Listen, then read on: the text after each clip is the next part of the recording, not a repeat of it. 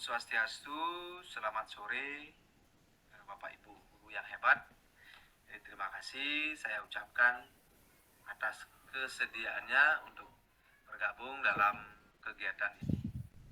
Nah, sebelum itu izinkan yang share screen dulu.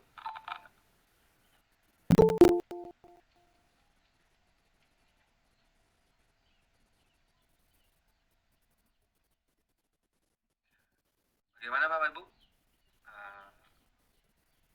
Sudah bisa terlihat screen share screen yang saya lakukan? Gimana? Sudah bisa dilihat? Oh ya, terima kasih. Bisa Pak. Terima kasih. Bisa. Bagus. Jadi dalam kesempatan ini saya selaku CGP diharapkan nantinya mampu melakukan aksi nyata dari modul 1.4 terkait dengan budaya positif. Berbicara masalah budaya, ya, yakni budaya positif, Bapak Ibu sudah tahu mungkin bahwa budaya itu adalah suatu kebiasaan-kebiasaan yang dilakukan secara berulang-ulang sehingga membentuk yang namanya sebuah budaya. Budaya sedangkan positif, jadi positif adalah nilai-nilai yang sesuai dengan norma aturan yang berlaku di dalam masyarakat kita. Sehingga budaya positif itulah sebuah pembiasaan perbuatan yang sesuai dengan norma-norma baik di masyarakat maupun di sekolah. Jadi kita selaku guru bisa membudayakan, bisa membiasakan kepada siswa kita untuk melaksanakan pembiasaan-pembiasaan yang sesuai dengan nilai-nilai positif, nilai-nilai baik. Nah, dalam hal ini, ya, pembiasaan ini, jadi itu serasa tidak mudah. Banyak hal yang akan menjadi tantangan buat kita selaku guru. Namun kita tidak boleh lemah. Jadi kita berupaya untuk melaksanakan pembiasaan-pembiasaan positif. Adapun yang bisa kita laksanakan sesuai dengan konsep-konsep dalam budaya positif, kita bisa melakukan beberapa hal. Yang pertama, kita bisa kenali dulu tentang paradigma belajar. Jadi bicarakan tentang paradigma belajar kita sebelum saat ini kita mengenal yang namanya kurikulum merdeka. Jadi kita kenal paradigma lama. Ya Bapak Ibu, itu guru-guru yang sudah lama mengabdikan dirinya, sudah tahu, sudah merasakan beragam kurikulum. Jadi kalau siswa yang dulu itu bisa diibaratkan seperti keras kosong yang siap diisi dengan hal-hal yang baru. Jadi siswa itu datang ke sekolah, mereka ada niat untuk mengisi diri, untuk belajar. Dan kemudian sikap dan perilaku siswa itu masih polos dan penurut. Kita bisa katakan bahwa siswa itu ya masih bisa mengikuti lah apa yang disampaikan oleh. Sehingga bisa dikatakan di sana siswa itu ibarat kertas kosong karena guru memiliki peran mau seperti apa nanti siswa itu paradigma lama. Kemudian paradigma baru sesuai dengan dasar pemikiran KHD Ki Hajar Dewantara bahwa siswa itu ibaratnya seperti kertas putih yang sudah berisi banyak coretan dan guru sekarang hanya menebalkan yang baik dan menyamarkan yang jelek. Jadi guru di sini punya peran bagaimana guru itu bisa membimbing, menuntun siswa agar dia berkembang sesuai dengan nilai-nilai baik. Berdasarkan pemikiran dari KHD dijabarkan pula bahwa siswa itu tak ubah ibaratnya seperti tanaman padi dan guru itu seperti petani. Jadi guru itu tidak bisa merubah tanaman padi menjadi jagung. Jadi siswa itu sudah membawa kodratnya sendiri, sehingga siswa itu akan berkembang sesuai dengan kodrat yang dia miliki. Jadi guru tidak bisa menentukan. Guru hanya bisa seperti petani, ya mengairi air lah, menjaga lingkungan tuh biar padi tidak kena hama. Kemudian pemberian air yang cukup, pemberian pupuk yang cukup. Nah, begitulah yang dijabarkan oleh Kak Hadi. Nah, siswa saat ini itu lebih banyak aktif dan keingintahuannya itu cukup besar. Sehingga kita lihat mobilenya siswa gitu, kadang dari kelas yang paling timur sampai dari kelas yang paling barat berputar seperti itu. Nah, itu ya realita kita sekarang di sekolah. Nah, itulah paradigma belajar siswa saat ini. Nah, dan kita tidak mampu sekarang untuk mengelak daripada itu. Guru tidak hanya bisa diam melihat seperti itu. Guru tuntutannya sekarang adalah guru itu bisa mendampingi siswa, mengetahui bakat, keunikan daripada siswa itu. Nah, itulah paradigma sekarang. Ya, dengan kata lain, jadi kita harus menyesuaikan diri dengan siswa. Kalau dulu siswa yang menyesuaikan dengan guru, jadi siswa itu harus mengikuti perkataan guru. Namun di paradigma sekarang justru sebaliknya. Jadi gurulah yang harus menyesuaikan dengan keinginan atau kemauan siswa dalam belajar. Begitulah paradigma sekarang. Dan kita kembali karena tugas kita adalah sebagai pembimbing dan penuntun, ya, harus mengikuti hal tersebut. Kita tidak bisa hanya mengajar, mentransfer materi. Nah, dalam paradigma ini sesuai dengan apa yang disampaikan oleh psikolog pendidikan, yaitu Stephen Covey, yang menyatakan bahwasanya jika kita ingin melakukan perubahan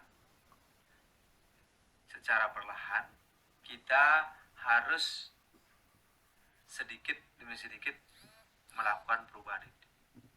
Ketika kita ingin mengubah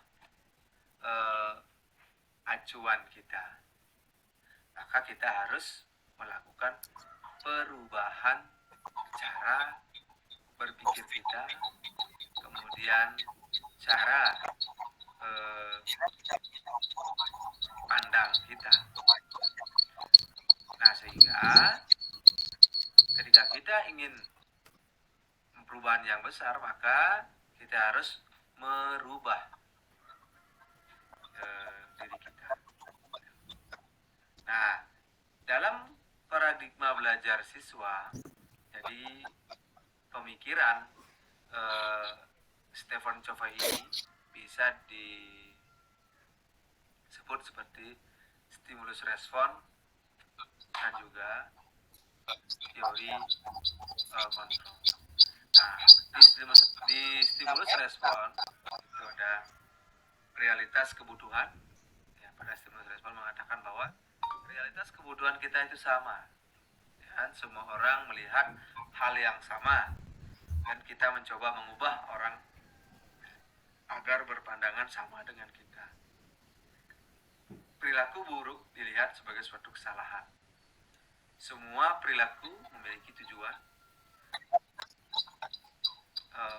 Orang yang bisa mengontrol saya, orang lain bisa mengontrol saya bisa mengontrol orang lain. Pemaksaan ada pada saat bujukan gagal. Kemudian modal pikir menangkap. Nah, sedangkan teori kontrol melihat realita atau kebutuhan kita berbeda. Jadi setiap siswa itu memiliki kebutuhan yang berbeda. Itulah keunikan siswa kita. Nah, kemudian Kemudian setiap orang memiliki gambaran yang berbeda. Pada stimulus respon dikatakan bahwa semua orang melihat hal yang sama. Tapi teori kontrol mengatakan bahwa setiap orang itu memiliki gambaran yang berbeda. Nah, kemudian kita berusaha memahami pandangan orang lain tentang dunia. Kalau sebelumnya di stimulus respon dikatakan bahwa kita mencoba mengubah orang agar berpandangan sama dengan kita. Itu dulu paradigma lama. Nah, sekarang berdasarkan teori kontrol dikatakan bahwa kita berusaha memahami pandangan orang lain tentang dunia. Jadi kita memahami lah, siswa melakukan satu perbuatan, kita memahami perilaku mereka. Nah, kemudian semua perilaku buruk dilihat sebagai suatu kesalahan. Nah, dalam stimulus respon itu dikatakan bahwa setiap perilaku buruk dilihat sebagai suatu kesalahan. Nah, sedangkan kalau di teori kontrol dikatakan bahwa semua perilaku memiliki tujuan. Semua perilaku memiliki tujuan. Nah, kemudian orang lain bisa mengontrol. Nah, kalau berdasarkan teori kontrol, Anda tidak bisa mengontrol orang lain. Jadi teori kontrol mengatakan bahwa Anda tidak bisa mengontrol orang lain. Yang bisa mengontrol adalah dirinya sendiri. Saya bisa mengontrol orang lain. Jadi Anda tidak bisa. Hanya Anda yang bisa mengontrol diri Anda. Jadi Anda tidak bisa mengontrol orang lain. Kemudian pemaksaan ada pada saat bujukan gagal. Nah, pada teori kontrol dikatakan bahwa kolaborasi dan konsensus menciptakan pilihan-pilihan baru. Nah, di kolaborasi dan konsensus menciptakan pilihan-pilihan baru. Kemudian paradigma di stimulus respon itu mengatakan bahwa model berpikir menang kalah. Ya, jadi kalau di stimulus respon berpikirnya adalah menang kalah, guru menang, siswa kalah. Nah, kalau di teori kontrol dikatakan bahwa model berpikir menang-menang. Jadi siswa dan guru itu sama, tidak ada menang, tidak ada kalah. Jadi sama-sama berpikir menang-menang. Jadi seperti itulah paradigma kita. Jadi dalam teori stimulus respon itu bisa kita katakan pola lama, paradigma lama. Akan di teori kontrol itu kita situasi di saat ini. Kembali lagi, keunikan peserta didik, keberagaman peserta didik itu menimbulkan keperbedaan. Itulah yang harus kita paham. Jadi kembali seperti diungkapkan dalam teori kontrol bahwa setiap kebutuhan peserta didik atau siswa itu berbeda. Di siswa itu unik sekali. Jadi orang kembar pun tidak sama.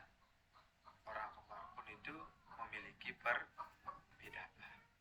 Nah, itu tentang paradigma.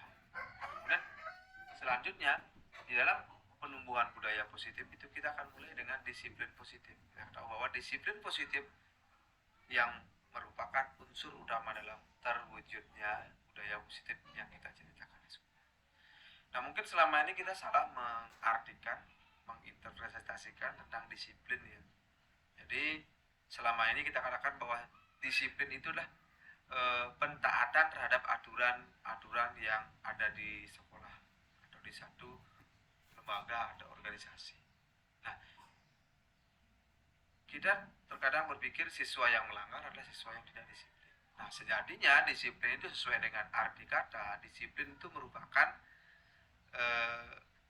arti dari sebuah ketaatan, belajar. Disiplin itu berasal dari kata disipline. Disipline yang memiliki arti sebagai kemauan belajar. Nah, kemudian dari disiplina menjadi disiplin yang berarti taat atau pengikut. Nah, sesuai dengan apa yang disampaikan oleh KHD tentang disiplin, di mana ada satu kemerdekaan, maka di sana harus ada disiplin yang kuat.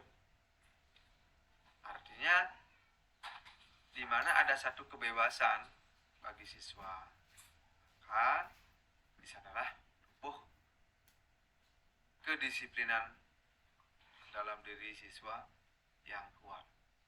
Jadi kembali, disiplin itu adalah suatu ketaatan, di mana dia bisa diterima, bisa berada dalam suatu organisasi karena mampu dia untuk mentaati, mau dia menyesuaikan, mau dia belajar.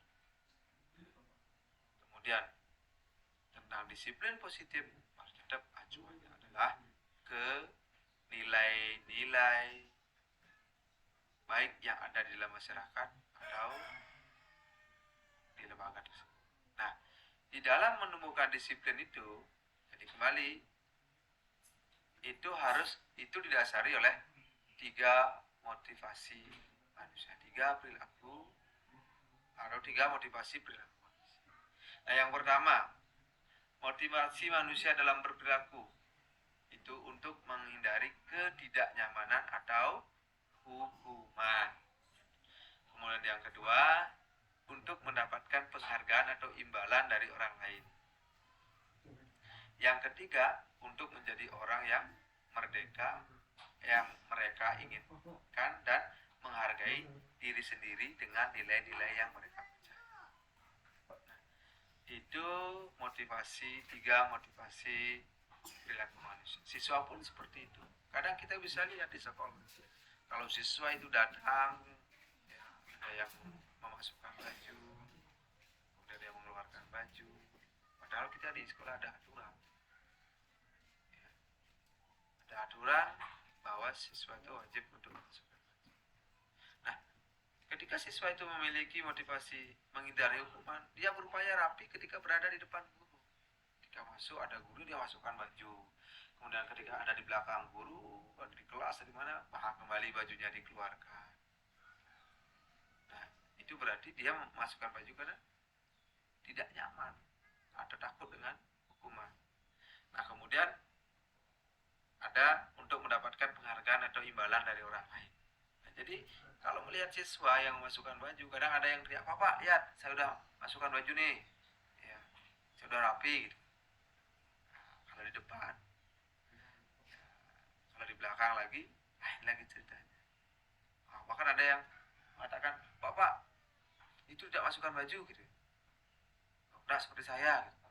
Nah, jadi di sana kita bisa lihat bahwa dia melakukan itu karena ingin dihargai, ingin mendapatkan sebuah pujian, sanjungan. Nah, kemudian selain itu juga banyak juga siswa kita yang kita lihat mereka rapi dari rumah, kemudian mereka pulang sekolah pun rapi masih, dan mereka tidak banyak membicarakan itu. Dia tidak memanggil guru, dia tidak melihat kesalahan teman, ya, atau mengatakan temannya tidak berpakaian rapi. Jadi mereka taat, baru masuk sampai. Nah, itu berarti mereka sudah memiliki kesadaran atau motivasi untuk menjadi orang yang mereka inginkan dan menghargai diri sendiri dengan nilai-nilai yang mereka percaya. Nah, kemudian saya ingat apa yang disampaikan oleh Pak Wayan, pengajar praktik pada saat loka, dikatakan bahwa sebuah tugas itu merupakan wujud nilai dari diri kita. Kemampuan kita melaksanakan tugas yang diberikan, itulah wujud nilai sejatinya, nilai diri kita. Jadi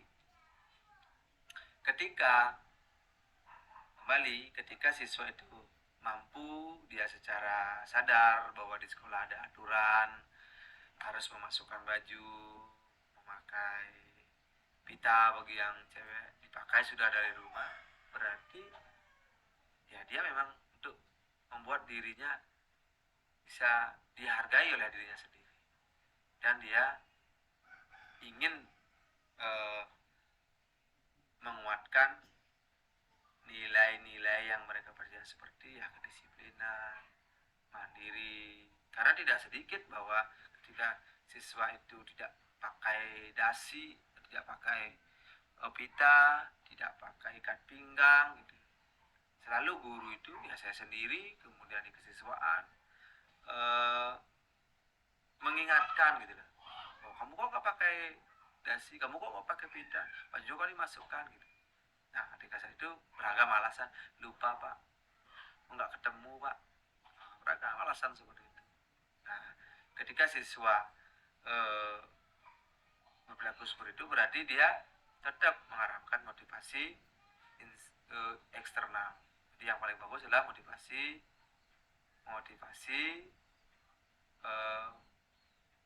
intrinsik dari dalam, yang ketiga tersebut. Nah, maka disinilah peran kita selaku guru, bagaimana nanti mampu menguatkan motivasi intrinsik pada diri siswa, dan mereka mau secara sadar melakukan kesepakatan atau aturan-aturan yang berada di sekolah yang sudah mereka ketahui. Nah, peran kita memang sekarang ada di sini. Jadi peran kita sekarang ada di sini. Nah, langkah guru inilah bagaimana sih supaya motivasi intrinsik yang ketiga ini bisa tumbuh dalam diri siswa. Mereka kembali bisa ingat dengan nilai-nilai yang diyakini, nilai-nilai yang disepakati secara bersama-sama. Nah, disinilah tugas kita, guru. Maka kita pun harus memahami kembali. Nah, ketika mau menguatkan motivasi intrinsik siswa, jadi kita harus memahami tentang kebutuhan dasar manusia. Kita harus mengetahui juga kebutuhan dasar manusia. Jadi bisa juga katakan siswa. Nah, sini ada 5 kebutuhan dasar manusia. Nah, ada 5.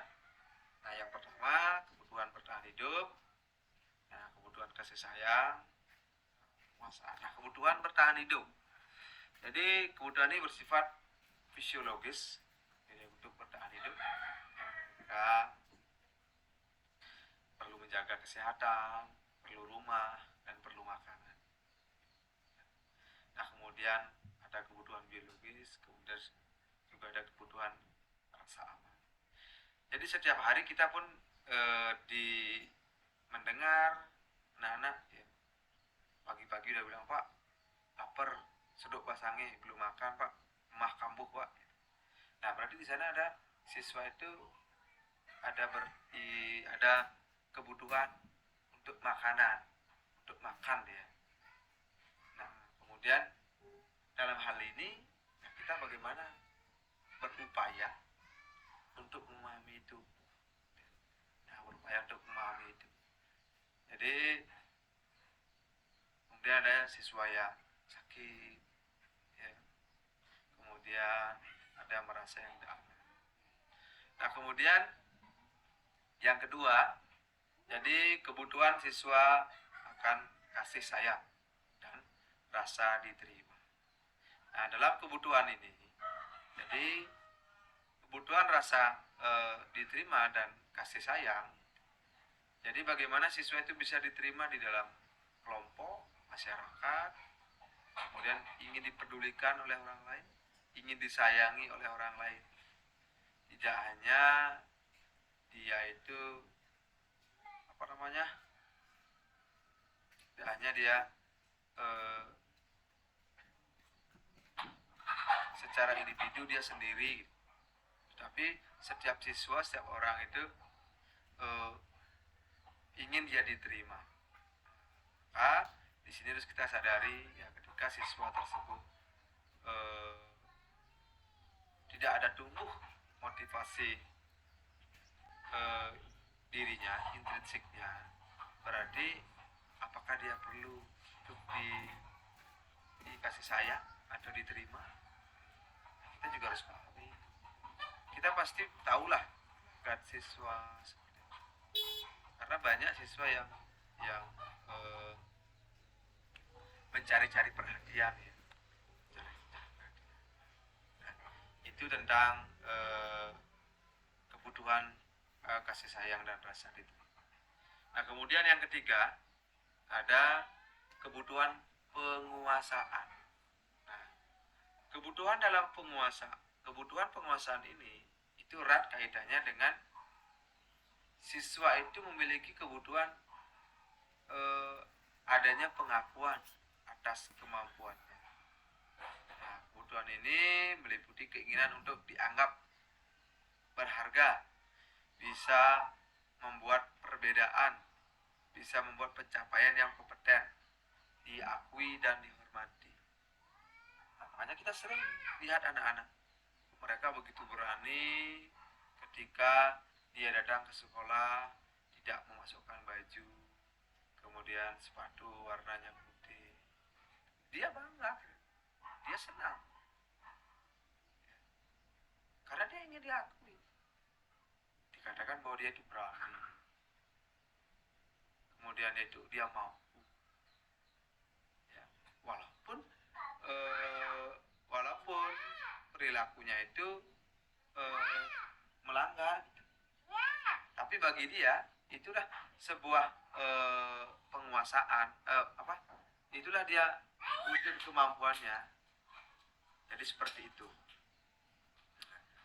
Nah, kita juga sering lihat anak-anak ya, kadang-kadang membentak temannya, kadang dia juga melakukan sesuatu yang ingin menunjukkan dirinya bahwa dia itu mampu. Nah, kembali ke sini, jadi guru itu bisa melihat tingkah pola anak-anak. Oh, kita bisa, oh ini siswa ingin diakui, maka dia diberikanlah apresiasi, diberikan sebuah pengakuan. Nah, sehingga siswa itu merasa dia dapat.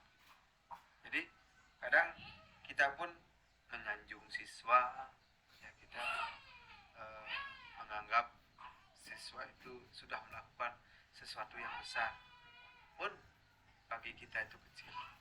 Tetap kita memberikan apresiasi ya, karena mereka ingin dihargai, mereka ingin dihormati. Jadi seperti itu tentang kebutuhan dasar. Nah, selanjutnya kebutuhan dasar manusia, yakni tentang kebebasan. Kebebasan di sini, di setiap siswa itu memiliki kebutuhan akan kebebasan. Kebebasan yang dimaksud adalah kebebasan dalam menentukan pilihan. Jadi kebebasan akan menentukan pilihan. Nah, dalam hal ini siswa itu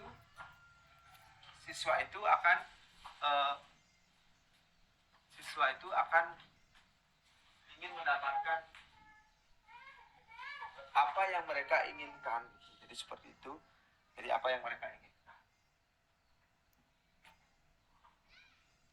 Maka guru di sini harus memahami bahwasanya ketika melihat sikap siswa, mereka inginnya seperti ini gitu. Ada rasa kejenuhan. Jadi pada dasarnya ketika mereka ada satu kebebasan, ya mereka akan suka bergerak, suka mencoba hal yang baru. Nah, kemudian kebutuhan dasar yang kelima tentang kesenangan. Nah, kemudian di sini adalah kebutuhan merasa senang. tertawa, bermain. Jadi bisa dikatakan anak-anak juga bisa berkonsentrasi tinggi jika melakukan yang mereka senang. Boleh, jadi dasarnya adalah senang, kemudian itu senang. Maka sama seperti di TK, di SD. Jadi siswa itu dapat menerima sesuatu yang baru ketika dia didasari oleh kesenangan.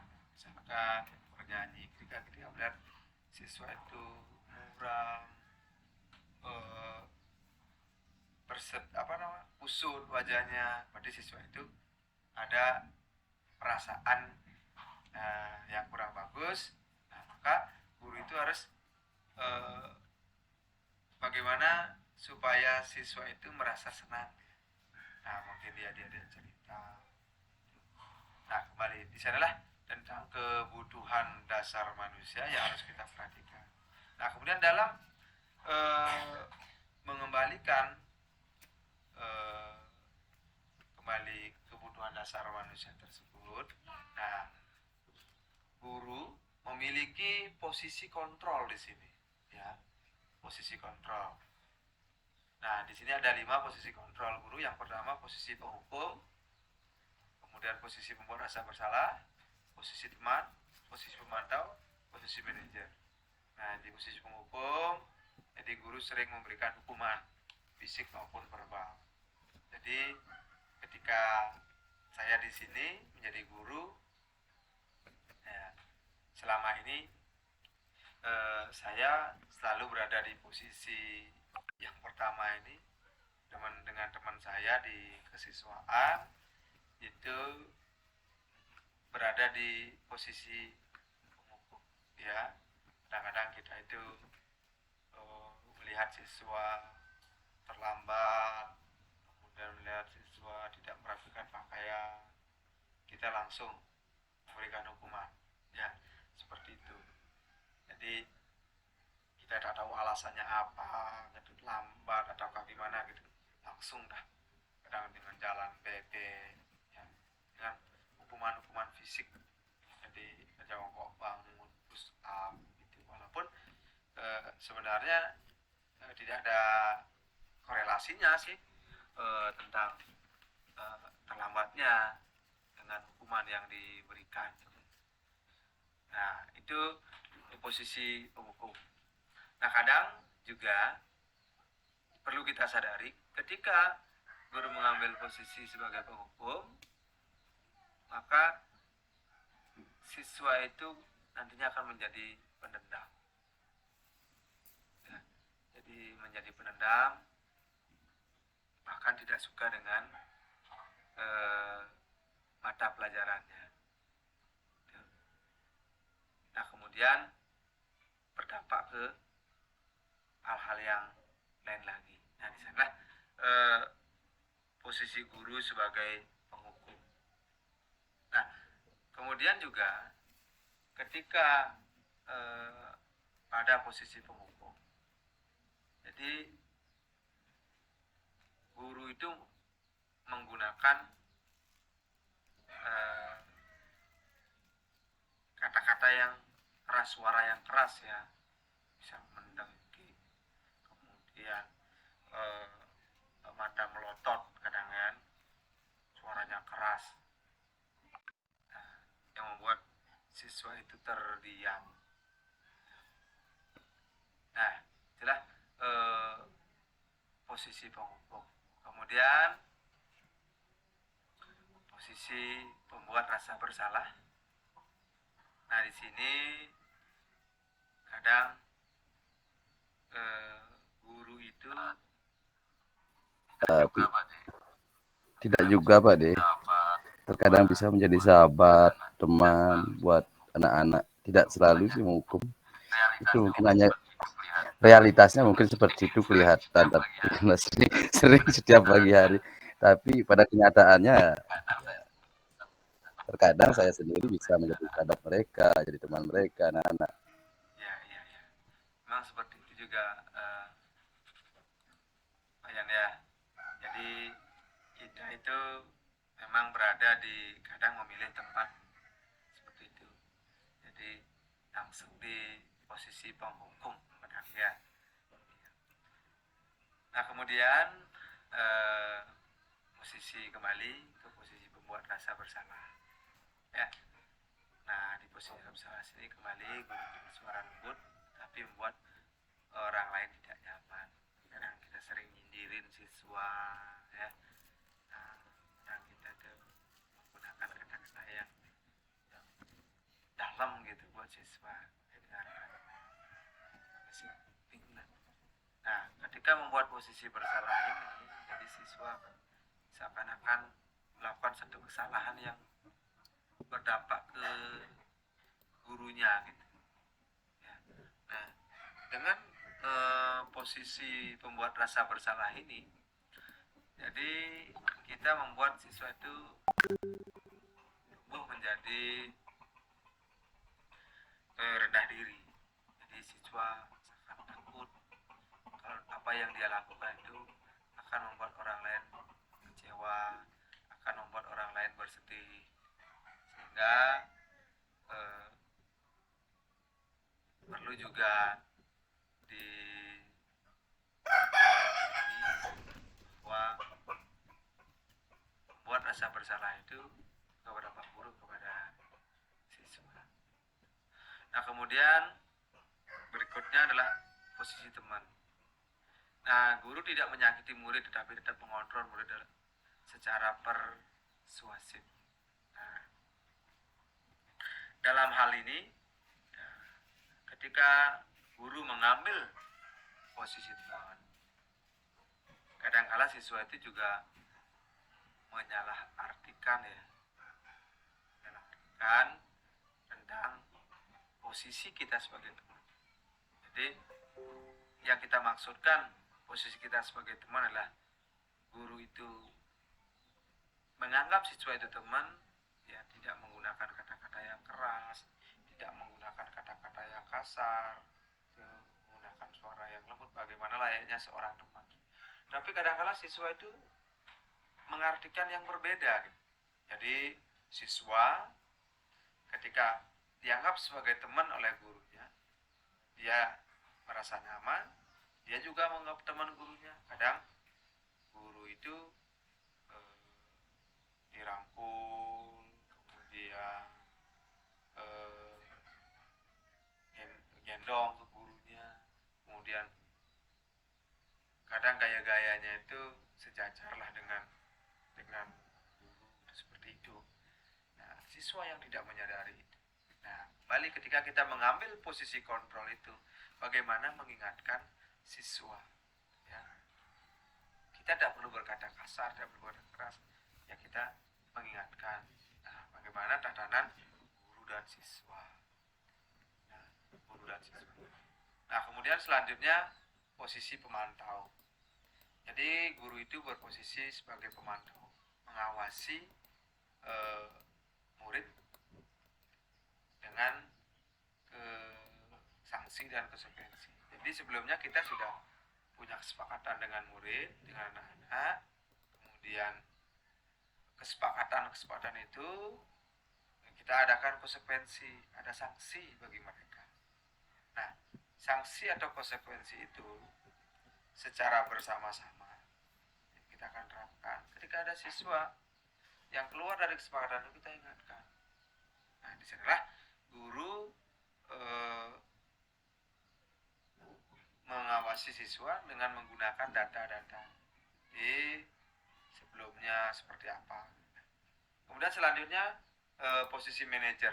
Nah, guru di sini guru dan siswa itu bersama-sama mencari solusi atas permasalahan siswa. Jadi tidak saling menyalahkan gitu.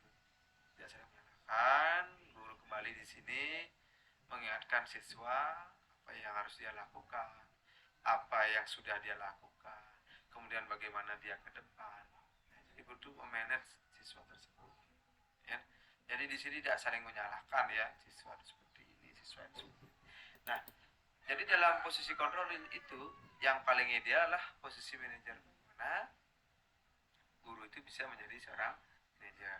Nah, untuk lebih jelasnya, jadi Bapak Ibu penerapan 5 posisi kontrol bisa Bapak Ibu simak dalam video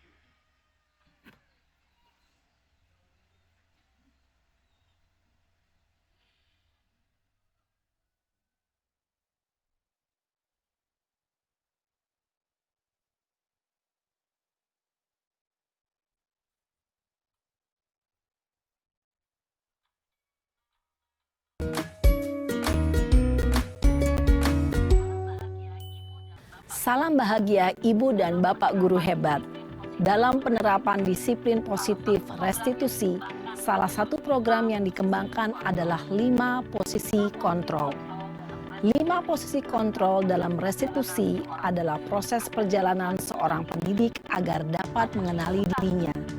Pada video kali ini, kita akan membahas tentang 5 posisi kontrol yang dikembangkan oleh Diane Goossen dan contoh penerapannya.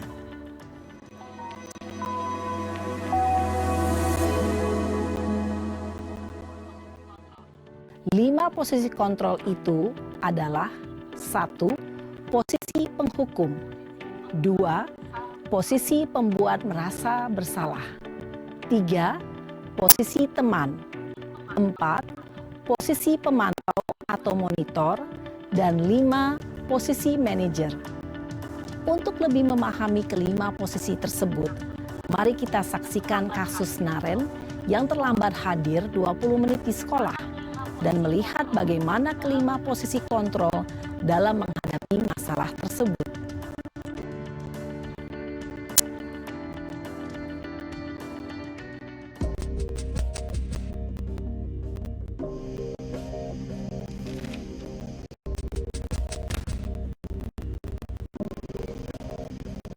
Naren! Sini kamu! Selamat pagi, Bu. Selalu terlambat.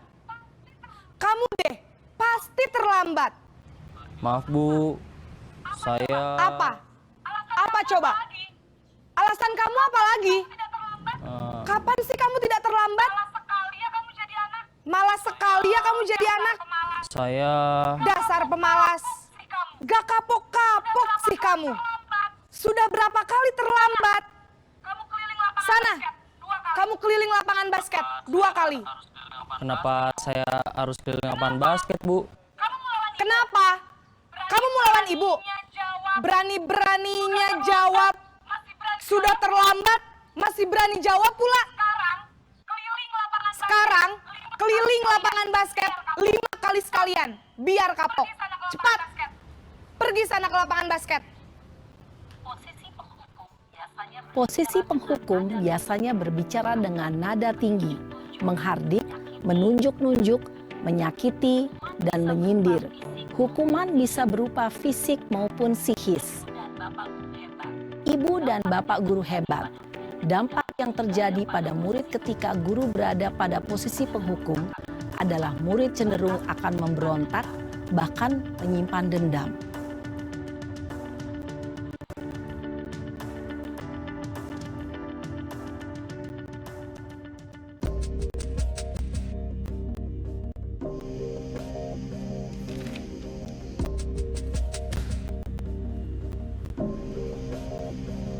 Naren!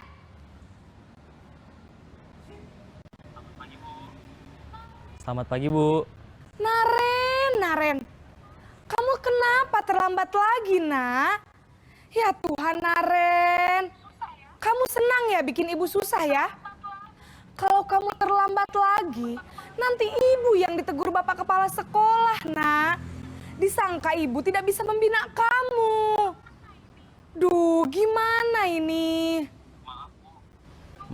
Maaf, Bu. Duh, Gusti Naren. Kamu suka ya kalau ibu ditegur Bapak Kepala Sekolah? Terus, sekarang ibu harus tulis apa ini di buku absen? Ini kamu sudah sering terlambat loh. Ibu harus apa coba? Maaf, Bu. Maaf sekali. Ya sudah, lain kali jangan bikin ibu susah lagi ya, nak ya. Ibu tidak akan kuat lagi kalau kamu begini terus. Bisa jantungan kalau ibu ditegur Bapak Kepala Sekolah. Sana cepat ke kelas. Maaf ya, Bu. Maaf sekali. Posisi pembuat rasa bersalah berbicara dengan nada tenang, cenderung lembut. Namun kata-kata yang diutarakan membuat murid merasa menjadi orang yang gagal.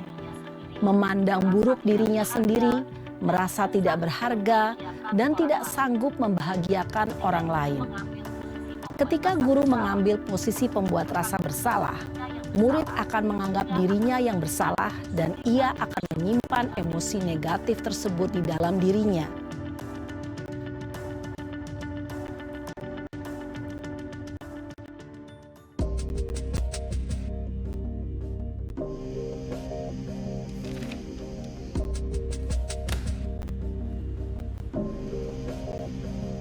Naren!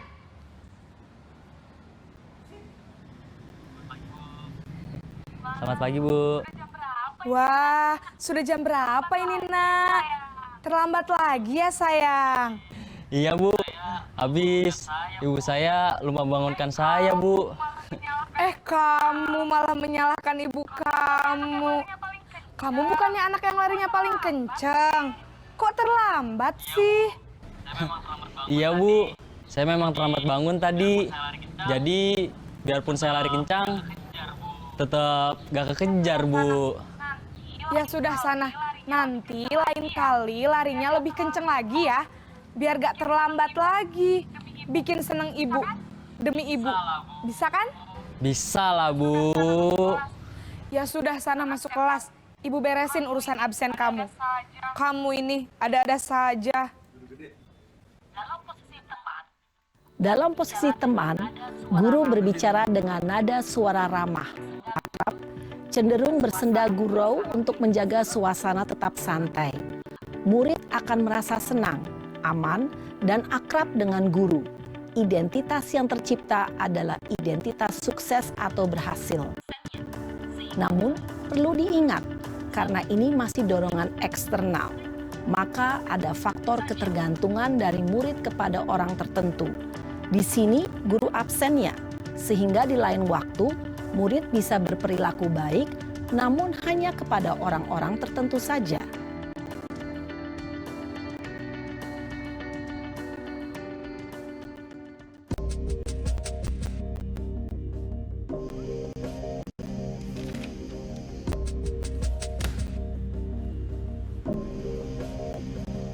Naren!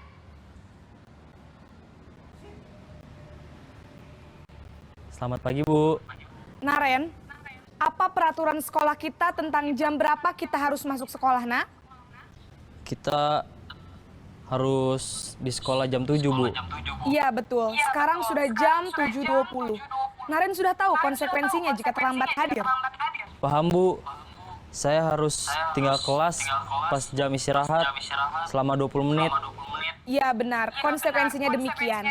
Jadi nanti jam 9.30 pas istirahat, kamu harus tinggal di kelas, kerjakan tugas tambahan untuk ketertinggalan kamu, ya. Baik, Bu. Posisi pemantau mengandalkan penghitungan atau data untuk mengontrol murid.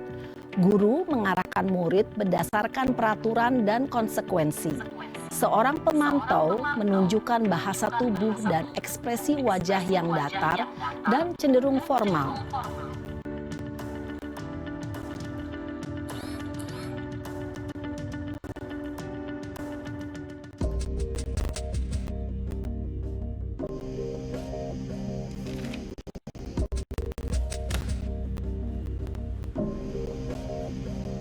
Naren!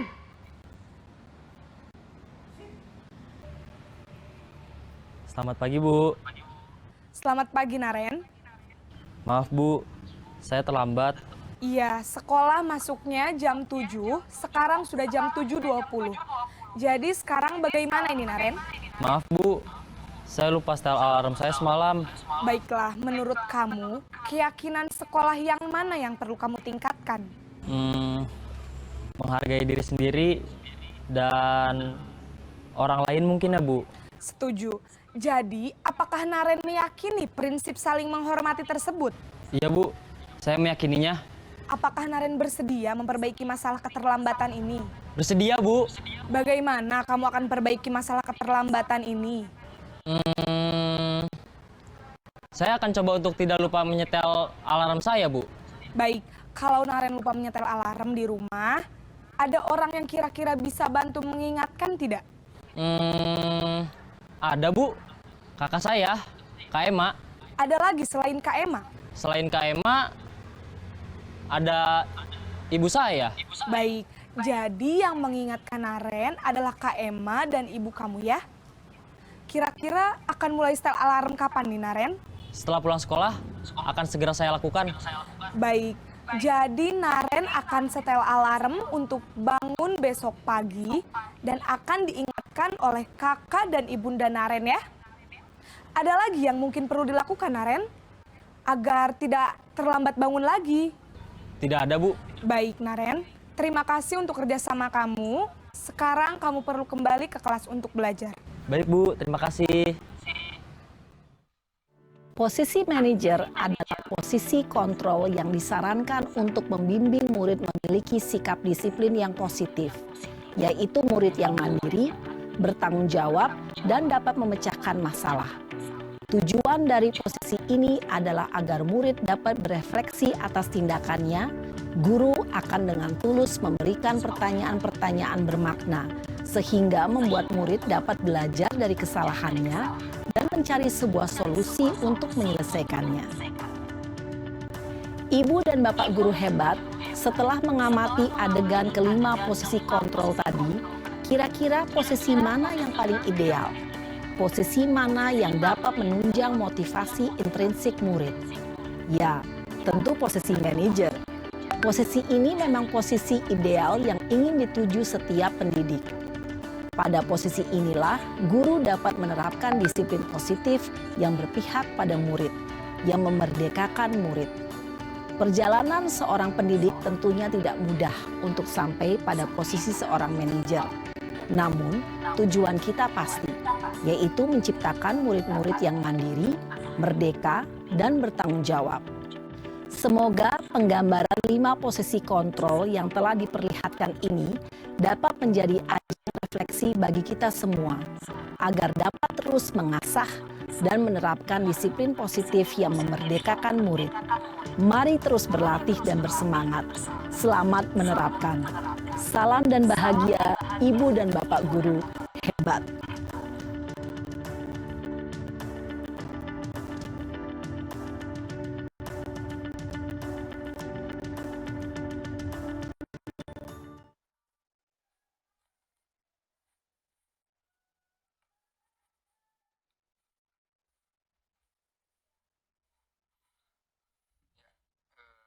Jadi begitulah,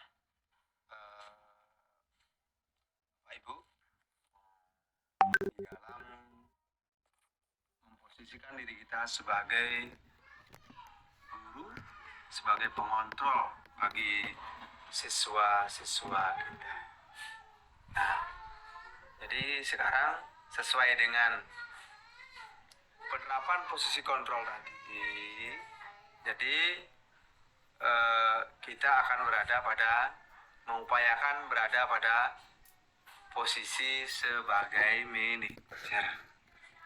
Bagaimana mengatur, membantu siswa, mengingatkan siswa biar tumbuh motivasi intrinsiknya, nilai-nilai baiknya dalam melaksanakan aturan-aturan yang ada di sekolah. Nah, untuk itu sebelum nanti kita memposisikan diri selaku manajer, maka kita juga wajib memahami, mengetahui tentang nilai-nilai atau keyakinan sekolah, keyakinan kelas yang kita pahami. Nah, untuk itu selanjutnya kita akan membahas tentang keyakinan kelas. Jadi, keyakinan kelas itulah nilai-nilai kebajikan universal yang disepakati secara tersirat dan tersurat, lepas dari latar belakang, suku, negara, bahasa, maupun agama. Jadi seseorang akan lebih tergerak dan bersemangat untuk menjalankan keyakinan daripada hanya sekedar mengikuti serangkaian peraturan tulis tanpa makna. Nah, terkait dengan keyakinan kelas ini, jadi kembali tentang nilai-nilai kebajikan universal. Nah, tentang nilai-nilai kebajikan di sini kita bisa mengambil seperti nilai pada dimensi profil pelajar Pancasila, kemudian ada 9 pilar, ya. Intinya nilai inilah nilai yang baik. Nah, seperti nilai kemandirian, iman dan takwa. Nah, dalam pembuatan keyakinan sekolah atau kelas, jadi ada beberapa tahap yang harus kita cermati. Yang pertama, keyakinan kelas bersifat lebih abstrak daripada peraturan yang lebih rinci dan konkret. Kemudian yang kedua, keyakinan kelas berupa pernyataan-pernyataan yang universal. Yang ketiga, pernyataan keyakinan kelas senantiasa dibuat dalam bentuk kalimat positif. Ya, bentuk positif ya, tidak menggunakan kata-kata negatif. Yang keempat, keyakinan kelas hendaknya tidak terlalu banyak sehingga mudah diingat dan dipahami oleh semua warga kelas. Kemudian yang kelima, keyakinan kelas sebaiknya sesuatu yang dapat diterapkan di lingkungan tersebut. Yang keenam, semua warga kelas hendaknya ikut berkontribusi dalam pembuatan keyakinan kelas lewat kegiatan curah pendapat. Yang ketujuh, bersedia meninjau kembali keyakinan kelas dari waktu ke waktu. Nah, kembali di sini kita bisa perhatikan dalam pembuatan keyakinan sekolah atau keyakinan kelas. Jadi yang pertama, semua warga sekolah atau warga kelas hendaknya ikut berkontribusi dalam pembuatan keyakinan kelas lewat kegiatan curah pendapat. Jadi setiap warga sekolah itu mempunyai hak, berkewajiban pula untuk memberikan curah pendapat. Nah, kemudian keyakinan kelas, keyakinan sekolah itu berupa pernyataan-pernyataan yang kalimat yang positif, ya, kalimat positif, kemudian pernyataan-pernyataan yang universal. Nah, seperti saya sampaikan tadi, seperti penggunaan salah satu dimensi profil pelajar Pancasila, yakni mandiri gitu. Nah, mandiri itu misalkan ya, secara sadar belajar di kelas walaupun tanpa ada guru gitu. Ya. Walaupun tidak ada guru. Nah, berarti atau buat kalimat yang lebih simpel, belajar di membaca buku di kelas. Nah, kemudian ada kemudian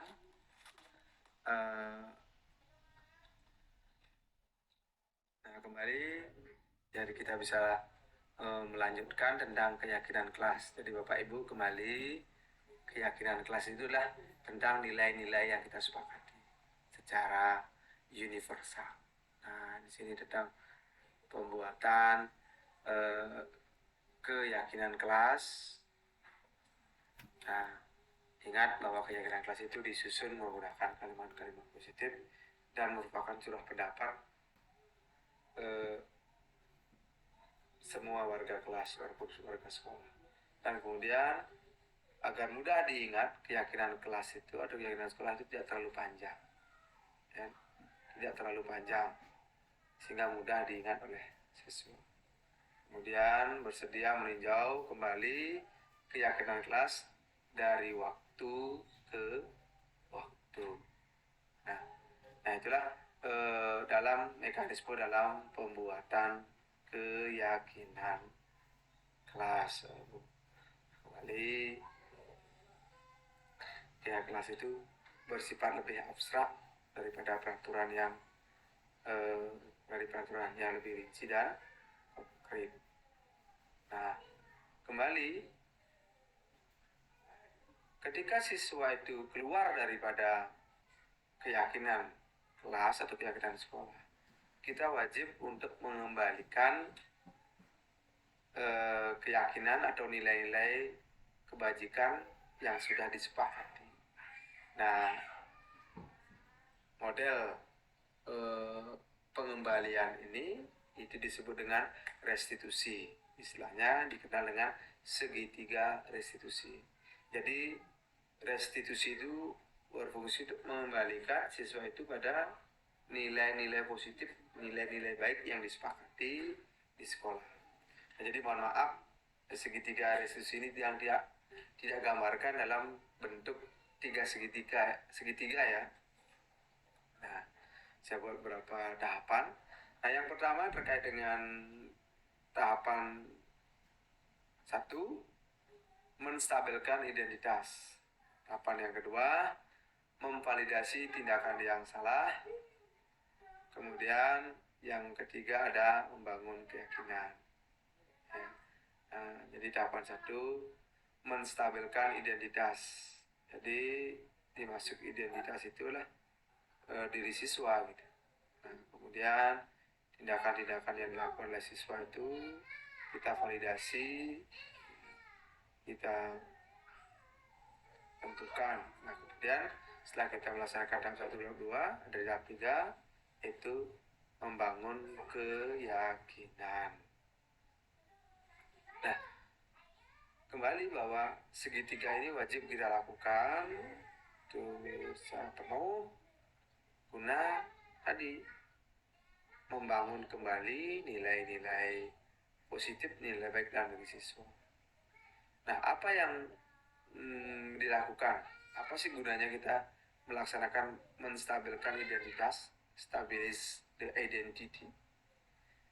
Jadi tujuannya untuk mengubah identitas anak dari orang yang gagal karena melakukan kesalahan menjadi orang yang sukses. Jadi kita melihat bahwa siswa yang sudah melakukan kesalahan adalah siswa yang gagal. Nah, kemudian kita kuatkan kembali, tumbuhkan lagi menjadi siswa yang sukses. Siswa yang sukses, siswa yang bangkit dari kesalahan yang dia lakukan. Kemudian anak yang melanggar peraturan karena sedang mencari perhatian adalah anak yang sedang mulai bergalah. Jadi seperti yang saya sampaikan tadi bahwa anak-anak yang melakukan pelanggaran sejatinya itu mereka ingin mencari perhatian. Nah, untuk tindakan tahapan yang pertama, jadi guru dapat mengatakan, jadi dalam upaya menstabilkan identitas, jadi guru dapat mengatakan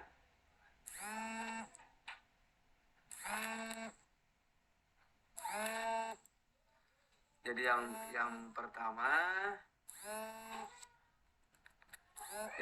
yang pertama, berbuat salah itu tidak apa-apa, tidak ada manusia yang sempurna. Saya juga pernah melakukan kesalahan seperti itu. Kita bisa menyelesaikan ini. Bapak Ibu tidak tertarik mencari siapa yang salah, tapi Bapak Ibu ingin mencari solusi dari permasalahan ini. Kemudian kamu berhak merasa begitu. Apakah kamu sedang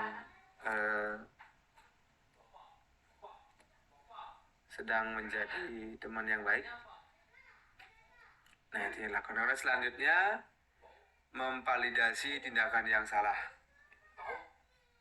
Validate the misbehavior. Tindakan ini berupaya memenuhi kebutuhan dasar siswa ya. Kalau kita memahami kebutuhan dasar, apa yang mendasari sebuah tindakan, kita akan bisa menemukan cara paling efektif untuk memenuhi kebutuhan tersebut. Jadi seperti disampaikan di awal, jadi siswa melakukan satu tindakan pasti ada dasarnya, ada yang menyebabkan, entah dia karena kurang diterima.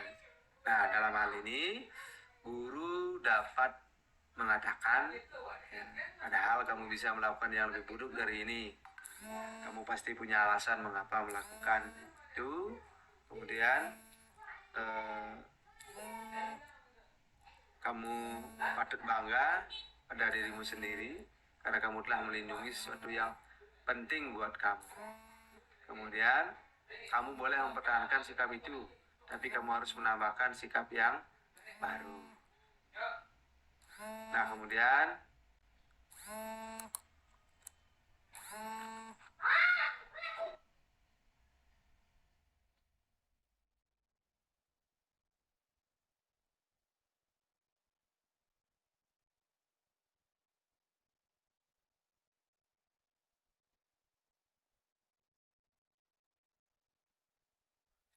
Kemudian yang ketiga, membangun keyakinan, seek the belief.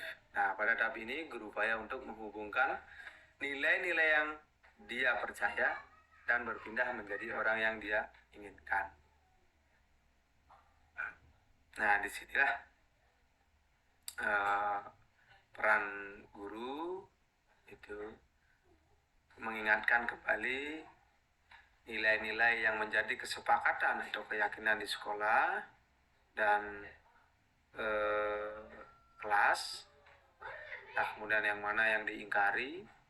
Nah, kemudian dalam upaya ini guru berkata apa yang kita percaya sebagai kelas atau keluarga, nilai-nilai umum yang kita telah sepakati, apa bayangan kita tentang kelas yang ideal, kamu mau jadi orang yang seperti apa.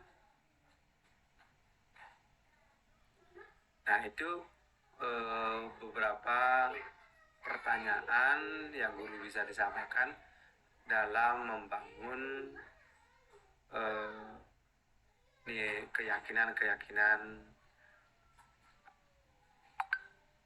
atau nilai baik pada diri siswa. Nah, demikian yang Bapak Ibu yang dapat saya sampaikan. Kalau ada hal-hal yang kurang berkenan, bisa ditanyakan atau kita diskusikan di room ini. Untuk waktu, jadi sepenuhnya nanti yang saya serahkan kepada Bapak Ibu. Ya, jika ada sesuatu yang perlunya kita diskusikan, yang perlu kita sharingkan, ya, ada yang belum dipahami, saya berikan kesempatan kepada Bapak Ibu untuk bertanya. Itu untuk waktu, jadi saya persilahkan Bapak Ibu, silakan.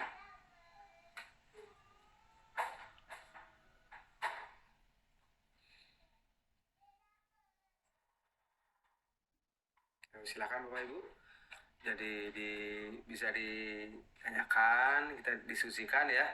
Jadi terserang saya belum sih sepenuhnya bisa memahami itu, tapi setidaknya saya dengan diskusi ini ada sesuatu yang akan kita pahami lagi. Oh ya, Bu Mang Rahayu, silakan Bu Mang.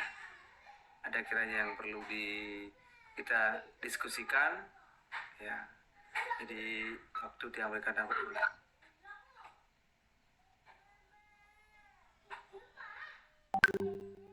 Silakan Bu Nyaman. Ya. Silakan, jadi ada hal yang mau didiskusikan, jadi siapa silakan.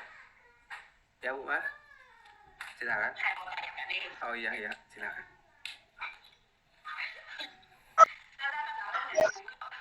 Maaf, kelewatan tadi. Tadi kan sempat nyinggung tentang keyakinan kelas tuh. Ya. Contohnya berdoa sebelum dan sesudah belajar. Saya mau tanya Pak De. Itu kan tadi menyinggung biasanya Saya angkat tangan nggak ditunjuk. Nah, itu kan katanya tadi bisa dijadikan keyakinan kelas. Kemudian Tadi kan sempat nyinggung tentang keyakinan kelas tuh. ya, Salah satu contohnya berdoa sebelum dan sesudah belajar. Kemudian Pak D juga tadi menyinggung jam 2 kan biasanya ada kegiatan sembahyang bersama tuh.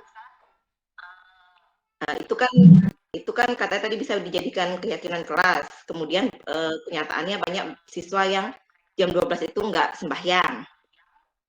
Nah, kalau misalnya dalam kasus saya nih, saya kalau ngajar jam 6-7 itu jarang banget ngajakin siswanya sembahyang.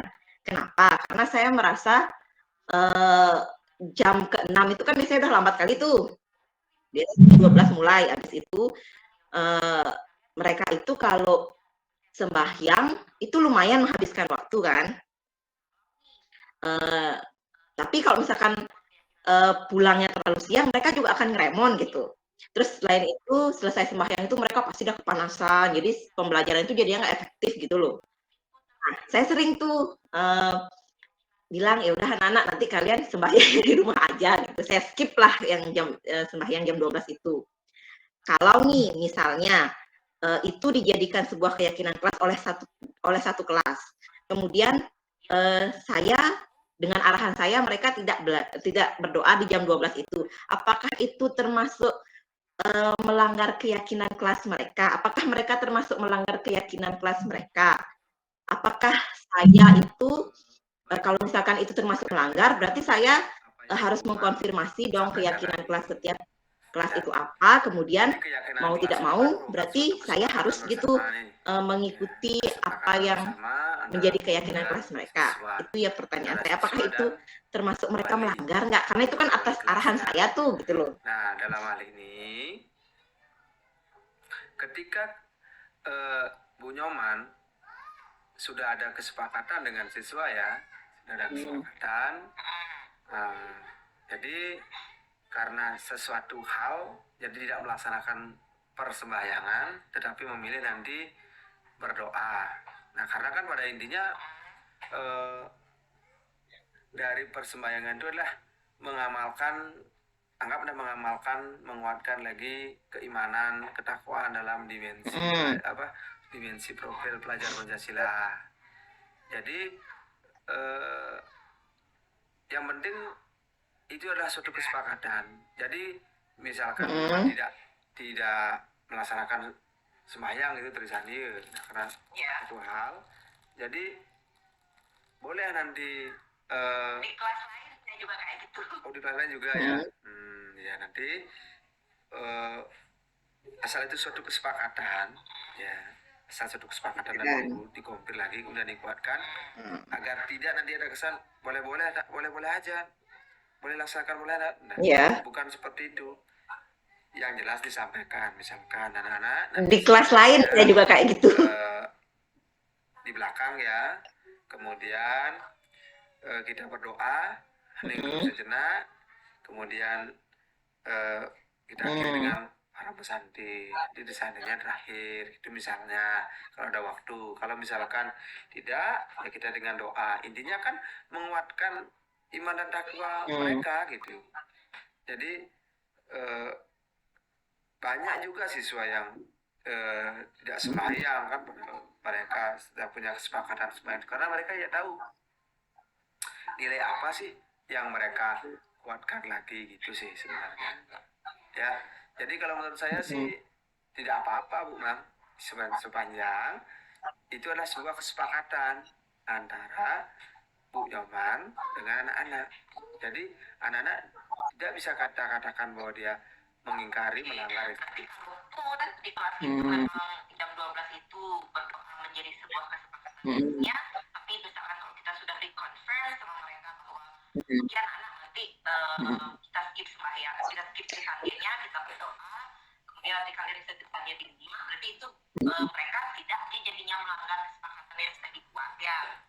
Oke, berarti kalaupun di kelas itu memang jam 12 itu berdoa menjadi sebuah kesepakatan kelasnya, tapi misalkan kalau kita sudah reconfirm sama mereka bahwa oke anak-anak nanti kita skip sembahyang, kita skip trisanggenya, kita berdoa, kemudian nanti kalian bisa trisanggenya di rumah, berarti itu mereka tidak jadinya melanggar kesepakatan yang sudah dibuat ya. Nah, saya takutnya kalau itu termasuk pelanggaran, saya dong yang membuat mereka melanggar gitu loh. Saya kan nggak enak jadinya sama anak-anak di kelas itu. Gitu. Misalkan Mang ya harus tuntutannya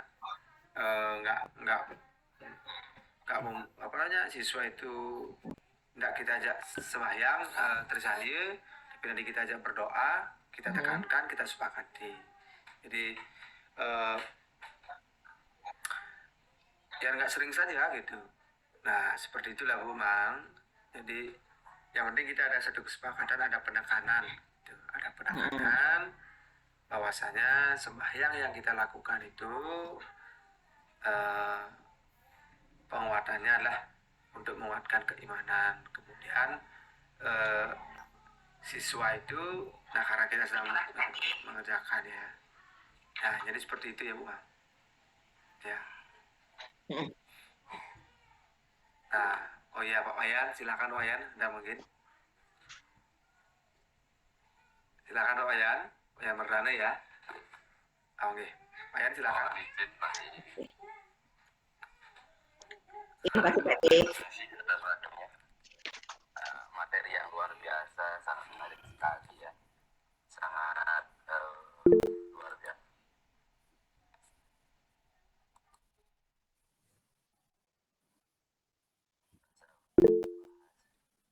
Mohon izin Pak De. Terima kasih atas waktunya. Materi yang luar biasa, sangat menarik sekali ya, sangat luar biasa untuk kita bahas. Ini tadi saya menyikapi mengenai Bu Komang yang tadi mengenai kesepakatan melaksanakan persembahyaan bersama di kelas. Kalau memang seandainya seperti itu Pak D, artinya memberikan kebebasan kepada Bapak Ibu guru untuk menjalankan keyakinan kelasnya sembahyang bersama pada jam 12 sesuai dengan arahan Bapak Ibu guru, nanti dia takutnya anak-anak yang tidak ada jam atau tidak ada guru di kelasnya itu akan berimbas kepada mereka, dan mereka pastinya akan mengikuti kelas yang tidak sembahyang. Itu yang pertama. Yang kedua, kemungkinan seperti yang disampaikan oleh Bu Komang tadi, bahwa jam 6.07 itu kadang-kadang terlambat, karena saya sering mengalami bahwa keterlambatan dari jam 6.07 itu mungkin karena sesuatu dan lain hal sehingga bisa terlambat 15 menit bahkan sampai 30 menit. Itu memang menyita waktu, artinya Bapak Ibu guru pastinya sudah terlambat ke kelas dan dipotong sembahyang. Nah, terus bagaimana dengan kelas-kelas yang lain atau Bapak Ibu guru yang Bapak Ibu guru seandainya memang bisa seperti itu, bagaimana dengan kelas-kelas yang lain? Apakah tidak berimbas dengan kelas-kelas yang lain nantinya? Sehingga ada yang menjalankan tulisannya, ada yang tidak sesuai dengan keyakinan kelasnya dan sesuai dengan pandangan Bapak Ibu guru karena ada keterlambatan ke kelas atau keterlambatan bel dan lain sebagainya. Itu yang pertama. Yang kedua, mungkin ini yang perlu pertanyakan juga mengenai teori kontrol dan apalagi saya lupa tadi, ada teori kontrol ya, yang satunya teori stimulus respon, itu mengontrol orang lain, sedangkan teori kontrolnya adalah mengontrol dirinya sendiri, kan begitu Pak Dea. Nah, kita ketahui bersama bahwa di sekolah kita masih menerapkan aturan. Aturan itu fungsinya adalah untuk mengontrol orang lain. Itu tidak bisa dielakkan. Nah, salah satunya penerapan aturan itu masih berlaku. Salah satunya mungkin ini aturan yang secara tersirat atau secara lisan, tidak tertulis. Coba berinovasi dengan menempatkan anak-anak OSIS berada di depan, mencatat anak-anak yang bonceng dua ke parkir, yang tidak pakai sabu, tidak pakai kaos berlogo dan lain sebagainya. Itu mencoba menempatkan anak untuk mencatat itu, dan itu sangat efektif untuk mengurangi anak-anak yang bonceng dua ke parkir. Sangat efektif sekali. Dalam setiap harinya paling cuma 1 atau 2 orang, dan orangnya pun hanya itu saja. Daripada sebelumnya yang memang banyak sekali anak-anak yang langsung menuju ke parkir. Apa sih tujuannya kita menurunkan anak-anak di depan gerbang yang boncengan itu? Tujuannya adalah untuk pertama supaya mereka tidak diam di parkiran atau bergerombol di parkiran. Yang kedua untuk mempercepat tugas-tugas tanggung jawab mereka di pagi hari melaksanakan piket. Itu tujuan pertamanya. Terus bagaimana sih menurut Pak D, apakah itu masih efektif bisa dilaksanakan Karena yang kita ketahui bersama itu merupakan bagian daripada mengontrol orang lain. Sedangkan teorinya kita harus membiasakan siswa supaya mengontrol dirinya sendiri sesuai dengan materi yang Pak D paparkan. Itu saja Pak D, dua saja. Mudah-mudahan saya bisa menemukan jawaban dari diskusi ini. Mungkin dari Bapak Ibu guru yang lain juga bisa memberikan tanggapan tambahan supaya apa yang kita yakini, apa yang kita diskusikan hari ini bisa kita laksanakan bersama-sama. Apapun kalau sudah kita laksanakan bersama-sama pasti hasilnya akan maksimal. Terima kasih Pak De. Terkait dengan pertanyaannya Bu Komang ya tadi ya.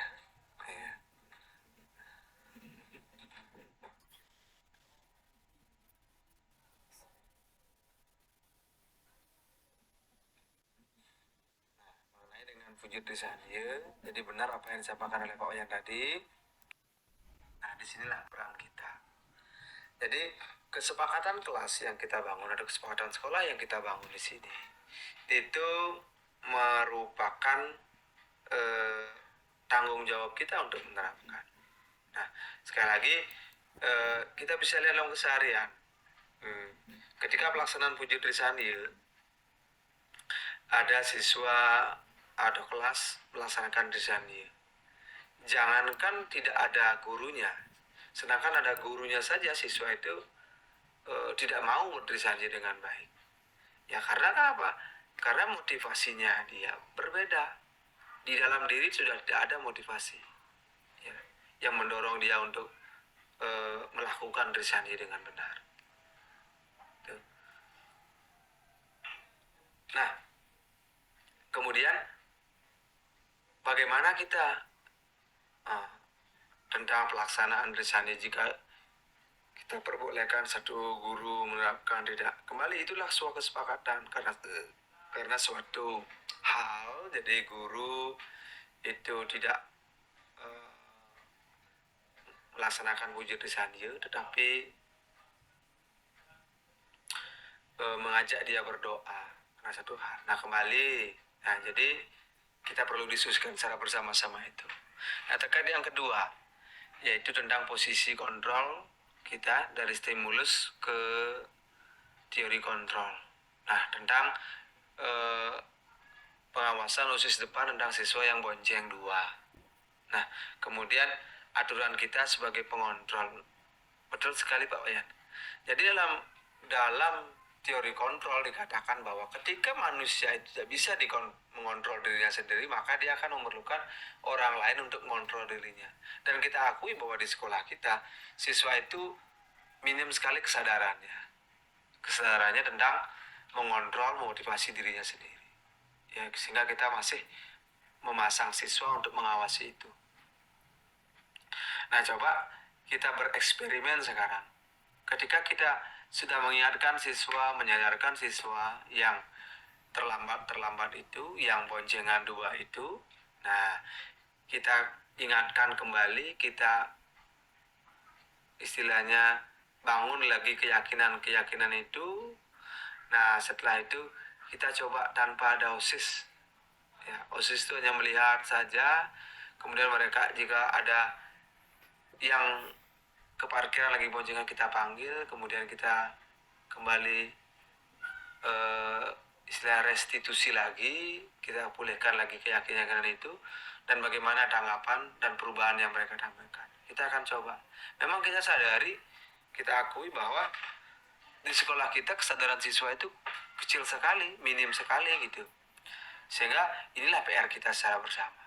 Jadi kita tidak bisa sendiri-sendiri, Pak Wayan sendiri, saya sendiri, mereka tidak bisa. Kita melakukan secara bersama-sama. Ya. Jadi kembali untuk menumbuhkan keyakinan itu, kita pahami secara bersama-sama kebutuhan dasar siswanya apa, kemudian motivasinya apa, kemudian tindak lanjut kita seperti apa, dan kita secara bersama-sama, tidak 1-2 orang saja. Nah, seperti itu mungkin Pak Wayan yang bisa saya sampaikan terkait dengan eh, pernyataan Pak Wayan tadi. Nah, kembali kita akan evaluasi lagi tindakan-tindakan itu. Dan itu sudah cukup bagus, saya akui ya. Itu sudah cukup bagus dan hasilnya ya maksimal lah. Artinya mengurangi. Betul sekali ya Pak Wayan, ketika siswa boncengan kemudian turun di parkir, ngobrol lagi di sana, nanti menjelang bel baru ke sekolah, sehingga mereka tidak dapat melaksanakan kegiatan 6K. Nah, itu bagus sekali. Dan kita masih memasang orang lain untuk mengontrol. Nah, jadi harapannya nanti agar siswa itu mampu berkembang sesuai dengan KHD, mampu dia memaksimalkan bakatnya, adalah adanya motivasi yang tumbuh dari dirinya sendiri, bukan karena orang lain. Jadi siswa itu belum mampu untuk menghargai dirinya, kemudian ingin dia seperti apa ke depan.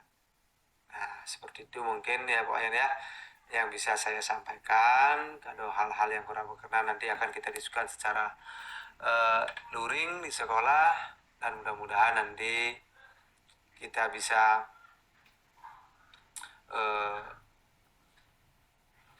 melaksanakan kegiatan ini kembali ya. Nah, itu mungkin yang bisa saya sampaikan Pak Wayan. Nah, Bapak Ibu, jika tidak ada, maka kegiatan ini kita akhiri dengan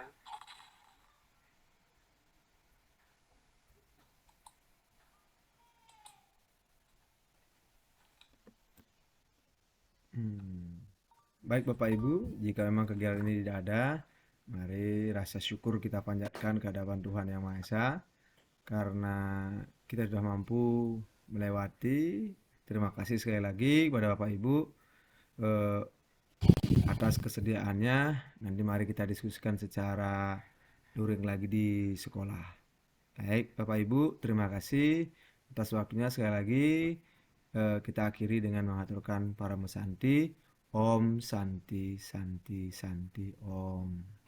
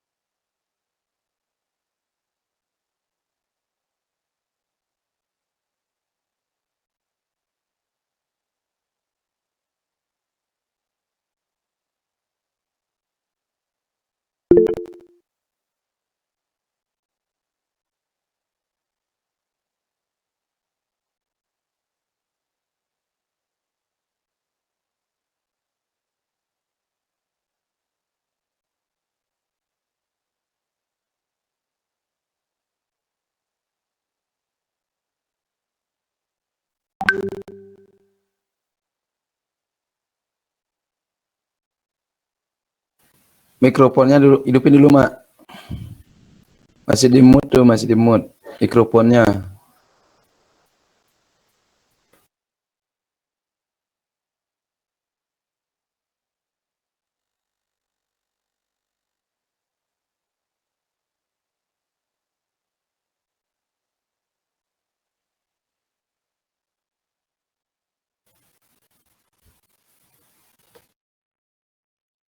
Ya, Oh, gitu. hmm, ambil besari deh. Eh, yang tanyakan tuh kayak ini deh, kan tadi Made orang kalau kita eh, terlalu sering memberi reward kepada siswa-siswa yang berperilaku positif, katanya nanti berdampak negatif. Nih, sedangkan mama itu kan udah terbiasa, misalnya anak-anak itu berbuat yang lebih lah dari teman-temannya, mama itu kasih reward. Ah, Gimana itu bisa dilanjutkan apa bagaimana?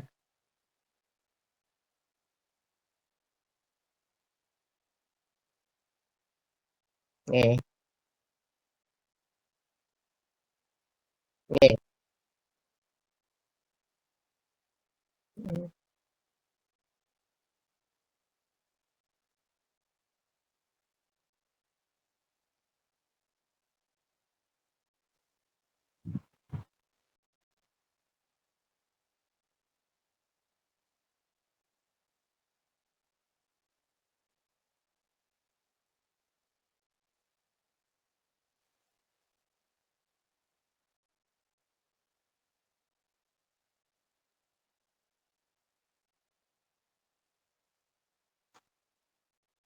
Mhm.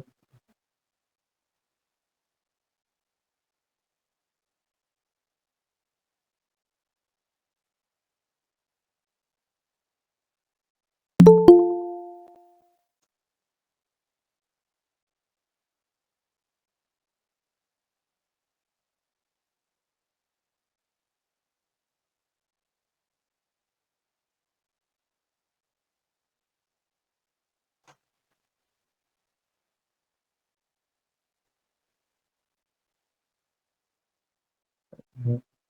Tadi kan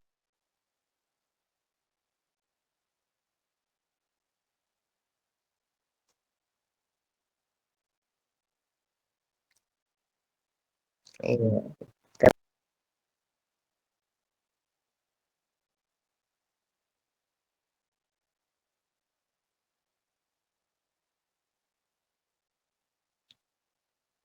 mhm, heeh,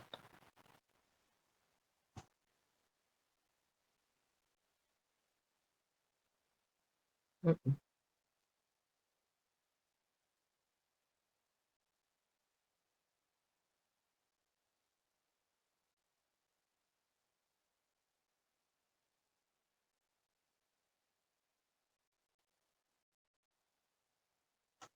mhm, iya. Terima kasih tanggapannya deh. Eee, Mama cuma ingin, apa namanya, lebih lebih menekankan seperti yang ditanyakan sama Ayu tadi, Rahayu, masalah Trisandi itu ya. Kalau menurut Mama ini ya, ini kalau dipandang dari isi dari Pancasila. Itu kan ketuhanan yang Maha Esa itu kan sila pertama. Kenapa dia ada di sila pertama ketuhanan yang Maha Esa itu? Karena bangsa Indonesia itu kan memang sudah wajib harus mempercayai adanya Tuhan yang Maha Esa. Sesuai dengan ajaran agamanya seperti kita kayak orang yang beragama Hindu katanya Trisandya 1 hari 3 kali. Tapi kenyataannya itu jarang tuh anak-anak ada yang 1 hari 3 kali. Palingan cuma 2 kali kalau dia laksanakan di sekolah. Nah itu cuma tanggapan kalau menurut Mama itu memang wajib harus dia laksanakan sesuai dengan waktunya. Tuh. Ya, makasih deh.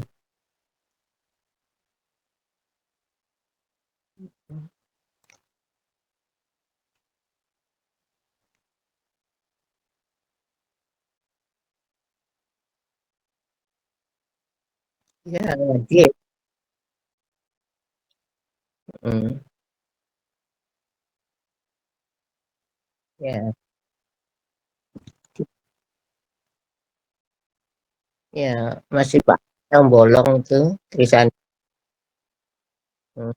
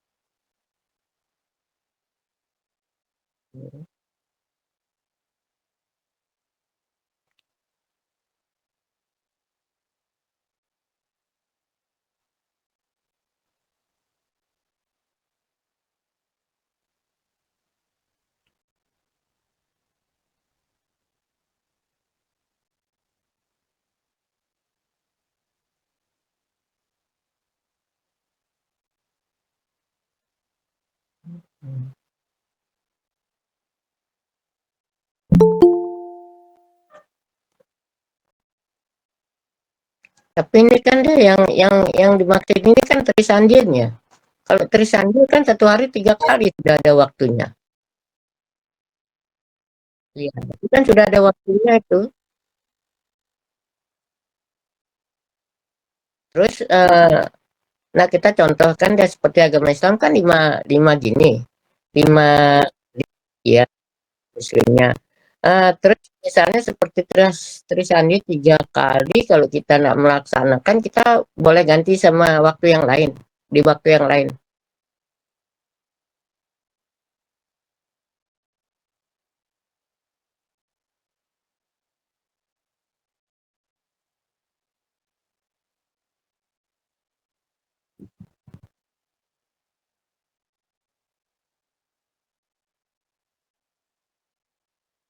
Heeh.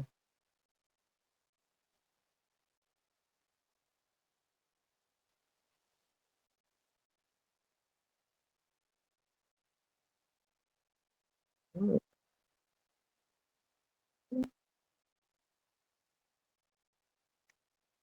juga jam 6.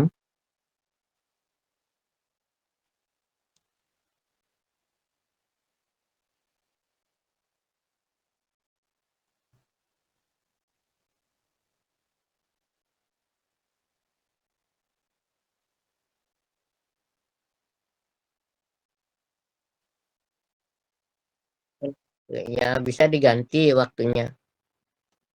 Sedangkan waktunya kan udah ditentukan.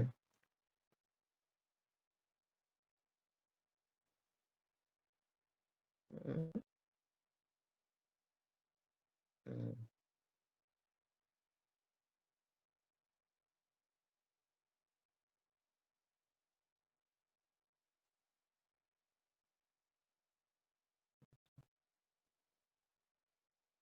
oh, oke, makasih atas tanggapannya.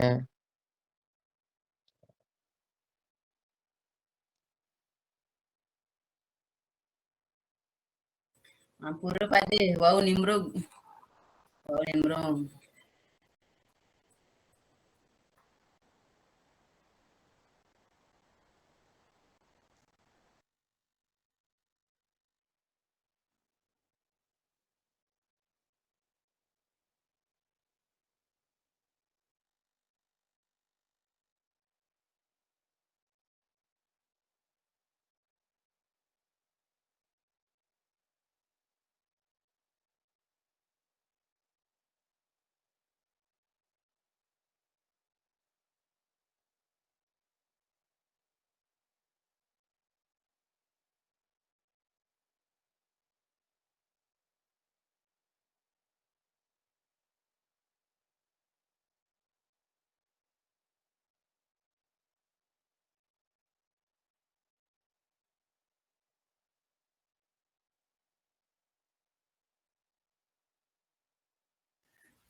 Ya, saya saya saya rasa cukup, Pak de.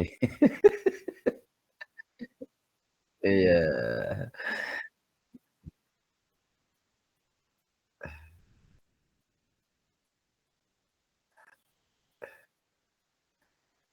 Foto bersama?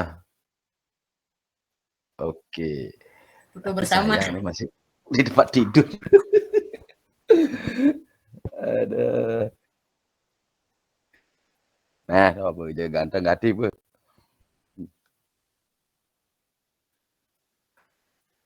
Kang Wawan support. Ayo, ayo Neng. Marah yo onde man ganti dah.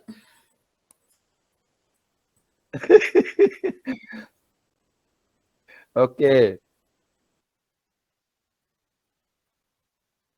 Ya, Bu Komang nanti ditunggu gebrakan berikutnya untuk CGP-nya. Masih di mood itu.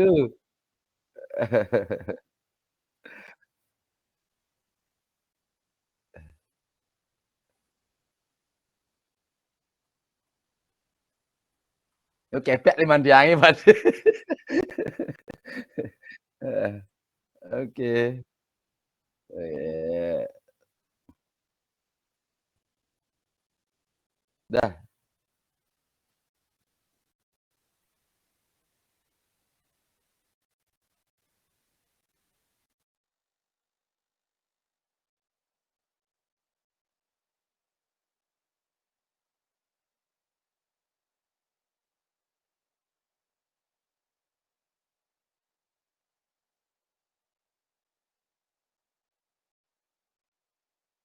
Nah, pun wonten on kamera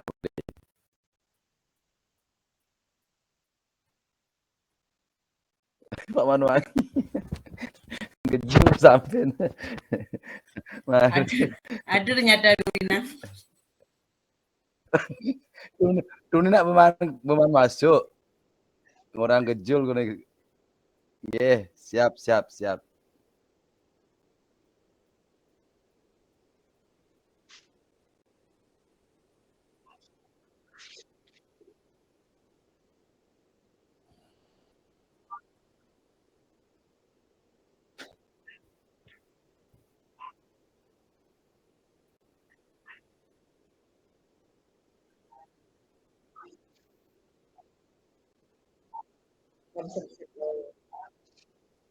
Om santi santi santi Om.